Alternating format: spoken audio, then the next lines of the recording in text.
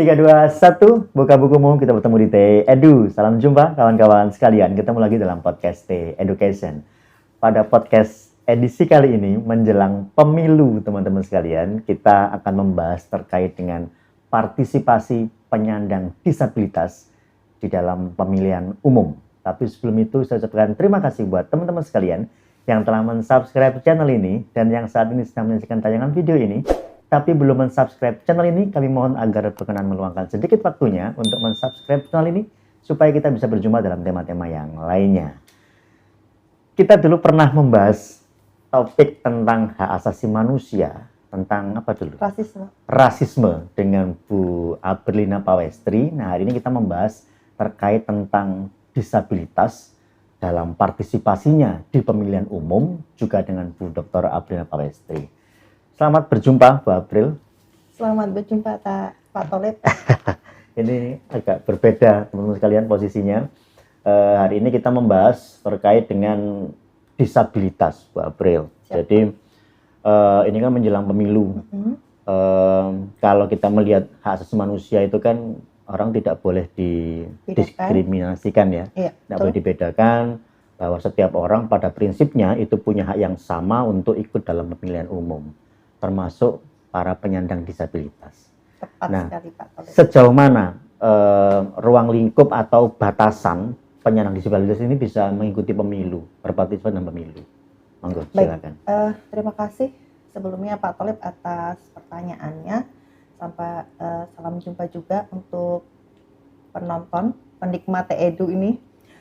Baik Pak Tolib, menarik sekali sebenarnya kalau kita berbicara terkait dengan pemilihan umum, apalagi tahun depan kita akan menyambut pesta demokrasi terbesar kita ya, untuk memilih presiden, wakil presiden, anggota DPR, DPD, dan juga DPRD. Nah, satu fenomena yang menarik ketika kita membicarakan teman-teman difabel.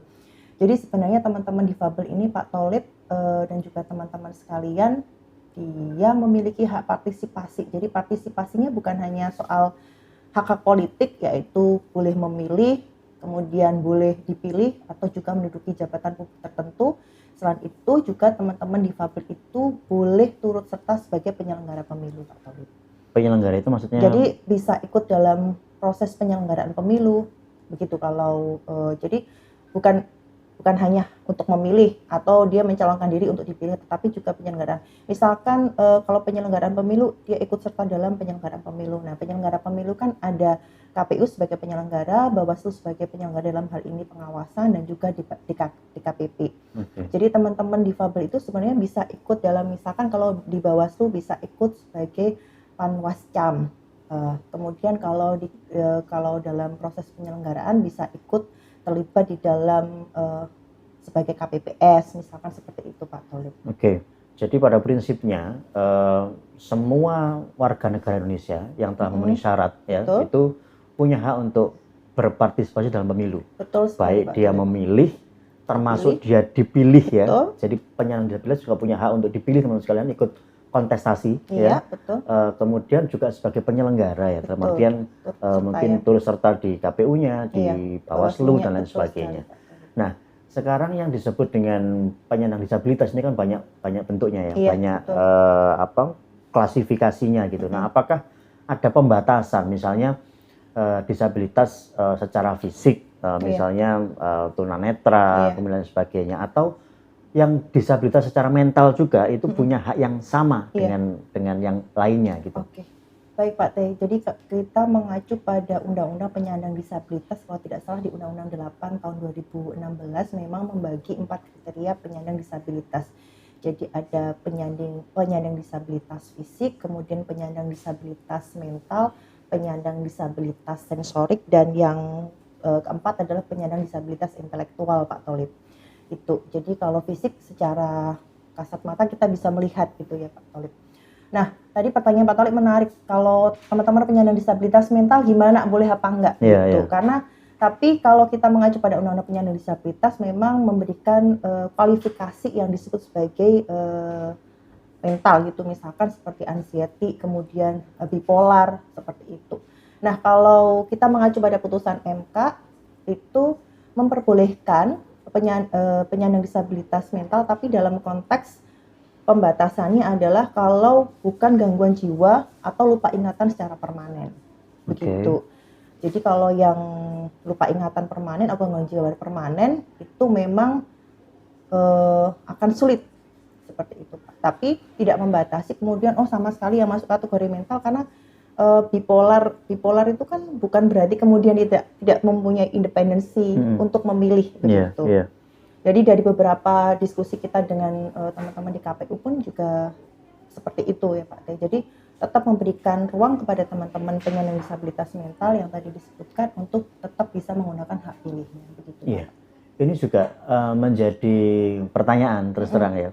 Jadi kalau disabilitas fisik misalnya, mohon maaf ini, cacat misalnya, oke, masih bisa dipahami ya. Dia artinya secara mental masih bisa mengenali dengan baik misalnya, oh ini calon, kemudian ini calon presiden, ini DPR, ini DPRD gitu. Nah kalau yang mengalami disabilitas mental ini, mohon maaf ya, yang retardasi mentalnya misalnya. Nah itu kira-kira ada ini enggak ya, nyambung nggak kira-kira kalau ini adalah calon presiden maka saya harus memilih ini, mohon maaf ini ya, tapi apa kemudian mampu itu pertanyaannya? Nah mungkin kalau itu kita bisa melihat dari ini ya Pak Tholib, judgement dari dokter ya sepertinya ya kalau untuk menentukan itu. Nah tapi yang pasti sebenarnya kalau kita melihat dan juga membaca dalam PKPU, sebenarnya teman-teman difabel itu yang membutuhkan pendamping untuk dalam proses pemilihan memang diperbolehkan dan disediakan. Boleh dari keluarga, boleh juga dari pihak KPU sebenarnya Pak Tholib. Jadi membuka ruang untuk itu. Hanya saja tidak sampai kepada bilik suara ya untuk menjaga kerahasiaan, kecuali yang benar-benar tidak mampu sampai bilik suara baru ditemani sampai di bilik suara. Namanya ada pendamping pemilih Pak Tholib. Iya. Makanya kalau kita kaitkan dengan prinsip luber jurdil gitu ya. Nah, itu kan langsung kemudian umum ya. Terus bebas rahasia, jujur dan adil. Nah, ini dikatakan bebas menentukan pilihannya. Nah, tapi kalau seandainya mohon maaf ini yang mengalami disabilitas mental misalnya, kemudian dia dalam menentukan pilihannya ini harus dituntun misalnya. Nah, apakah itu masih relevan dengan konsep luber jurdil? Kembali lagi, memang itu Pak, terjadi beberapa riset juga mendiskusikan itu, dan kebetulan ada juga yang meneliti terkait dengan jaminan asas kerahasiaan atau luber jurdil ini. Tapi kalau kembali tadi, kalau kita secara normatif mengacu apa yang ada dalam putusan MK dan juga dalam undang-undang difabel, pembatasannya terkait dengan disabilitas mental tadi yang gangguan kejiwaannya tidak permanen atau lupa ingatan permanen, karena memang itu sama sekali nggak bisa membedakan. Jadi kalau masih misalkan seperti anxiety, bipolar itu karena mungkin saya bukan dari kejiwaan, tapi kalau misalkan kita lihat orang yang bipolar atau anxiety masih mampu kalau dalam kondisi tidak sedang bahasanya, kalau tidak sedang kambuh anxiety atau bipolarnya, saya rasa itu masih normal seperti kita itu. Karena kita nggak bisa melihat mana orang yang mengalami kesehatan mentalnya agak terganggu gitu, yang cemasnya berlebihan, cemasnya berlebihan atau nanti tiba-tiba sekarang ketawa-ketawa, 10 menit lagi udah nangis-nangis, gitu kan, kita nggak bisa melihat, kecuali pada tunadaksa yang secara fisik bisa kita ketahui gitu ya. Nah pada prinsipnya kan negara ini mencoba memfasilitasi, mencoba untuk tidak membedakan bahwa masyarakat yang penyandang disabilitas maupun masyarakat yang lainnya ini semua punya hak yang sama. Nah, masalah mau dipergunakan atau tidaknya itu kan hal yang berbeda. Yang penting negara tidak mencoba untuk membatasi bahwa mereka semuanya punya hak. Nah, termasuk yang ini penyediaan kertas suara atau apa. Mohon maaf ini untuk yang disabilitas tunanetra misalnya. Nah, apakah ada fasilitas yang disediakan oleh negara, kertasnya harus menggunakan braille atau apa? Ya, memang gitu. Betul Pak Tholib. Jadi untuk ini mungkin secara keseluruhan memang teman-teman difabel itu tidak dibedakan terkait dengan kertas suaranya, kecuali bagi tunanetra Pak Tholib. Gitu. Jadi kalau teman-teman disabilitas fisik itu Oh, tidak sama berbeda ya? dengan yang lainnya, iya kertas Oke. suaranya. Jadi yang membedakan adalah hanya pada teman-teman disabilitas netra. Nah, netra. Karena disediakan alat Braille. bantu coblos. Iya, betul Pak Tolib. Dan itu disediakan di setiap TPS jika TPS itu memang memiliki daftar pemilih tunanetra. Oke. Begitu. Jadi harus ini ya apa?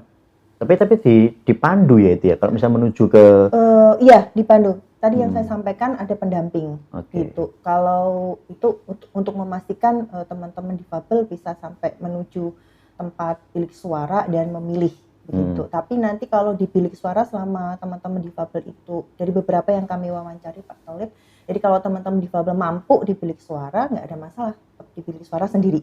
Itu untuk menjaga kerahasiaan tadi. Oke. Hanya saja untuk penggunaan alat bantu coblos itu tadi, memang saat ini yang masih tersedia itu adalah untuk alat bantu coblos pada pemilihan presiden dan juga DPD, begitu Pak Tolib. Oh, tapi yang DPRD-nya belum ya? Sementara ini yang kami dapatkan informasi ketika kami diskusi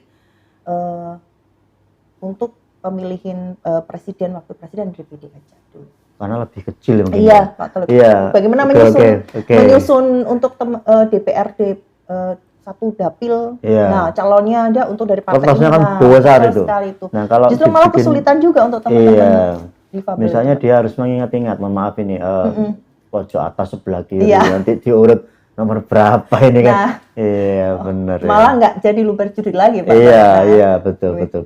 Jadi ada masih pembatasannya ya. Jadi untuk presiden itu sudah menggunakan kertas khusus untuk yang penyandang tunanetra, tapi untuk yang DPRD ya, DPRD masih. Jadi sementara hanya 2, presiden dan DPD aja. Presiden DPD saja sudah mengakomodir menggunakan kertas yang khusus dengan braille untuk yang tunanetra itu. Dan ini salah satu bentuk apa ya Pak Tolib, jaminan dari negara. Saya rasa ya kita harus merespon positif meskipun mungkin ada beberapa hal yang keterbatasan gitu. Tapi kami mencoba merespon positif dengan apa yang kebijakan yang diambil oleh negara dalam ini melalui KPU untuk menjamin tadi non diskriminasi dan kesetaraan. Dan itu jaminan yang perlu dilakukan oleh negara. Teman-teman sekalian, Bu April ini bertahun-tahun risetnya tentang anti diskriminatif ya, tentang HAM khususnya. Nah, dalam 1 atau 2 tahun terakhir ini ya Mbak tentang yang difabel ini. Kalau difabel ini riset tahun ketiga Pak. Tahun ketiga riset tentang disabilitas ini, dan yang terakhir ini karena menjelang pemilu memang concernnya ke situ ya di KPU ya kemarin. Kemarin kita melakukan riset di KPU, Bawaslu, Pak Tolib, dan juga kita menemui Persatuan Penyandang Disabilitas serta teman-teman difabel secara langsung. Gitu, Untuk hak bagi disabilitas ini baru muncul sekarang atau memang sudah muncul sejak pemilu tahun keberapa?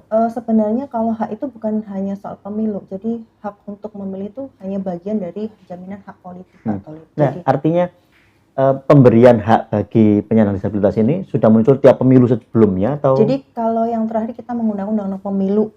Jadi di dalam undang-undang pemilu juga sudah ditegaskan, kemudian di dalam undang-undang difabel juga ada, di dalam undang-undang hak asasi manusia sejak tahun 99 kita punya 399 juga sudah diatur mengenai hak pilih. Begitu. Termasuk juga di dalam undang-undang dasar. Undang-undang dasar sebagai dasar kita. Jadi karena hak pilih itu tidak membedakan Pak Tolib. Nanti kalau membedakan jadinya justru diskriminasi. Hanya cara pemberiannya bisa saja berbeda karena kondisi yang berbeda. Sebagaimana apa yang disampaikan di pasal 5 ayat 3 Undang-Undang HAM. Jadi bagi teman-teman yang masuk dalam kelompok rentan memang pelaksanaan haknya bisa berbeda dengan perlakuan khusus tadi. Betul. Kalau jaminan haknya sudah ada di dalam konstitusi, dalam Undang-Undang HAM, sampai pada yang sifatnya khusus ada di dalam Undang-Undang Penyandang Disabilitas, dan kalau terkait dengan pemilihan umum nanti dituangkan dalam PKPU. Khusus untuk yang penyandang disabilitas yang memiliki hak untuk dipilih, itu diatur nggak dalam undang-undang? Ada Pak Tolib. Jadi include sebagai hak politik. Jadi hak politik itu tidak hanya hak untuk memilih, tetapi juga terkait dengan hak pilih. Jadi kalau kita melihat baik di dalam Undang-Undang Pemilu 7 tahun 2017 di pasal 5 selain hak memilih, dipilih juga sebagai penyelenggara tadi. Nggak, misalnya kalau di undang-undang apa saya lupa ya, misalnya keterpenuhan perempuan Iya. sekian persen. Nah, Nah, ada itu kebijakan afirmasi. Nah, itu kemarin juga menjadi diskusi yang menarik ketika saya melakukan riset di KPU Pak Tolib. Kalau itu kan 30% ya untuk perempuan. Jadi kalau memberikan persentase kepada teman-teman difabel untuk memiliki hak misalkan dipilih. 10 Iya. gitu, itu perlu pengkajian yang mendalam Oke. juga ya. Tapi memang partisipasi teman-teman difabel sebagai orang yang kemudian mencalonkan diri itu memang masih sangat rendah Pak Tolib. Jadi kalau kita mengaca pada data KPU yang disampaikan di tahun 2019 untuk pemilu 2019 itu hanya ada sekitar 35 calon dari caleg gitu ya, baik di tingkat DPRD maupun 35. DPR 35 itu.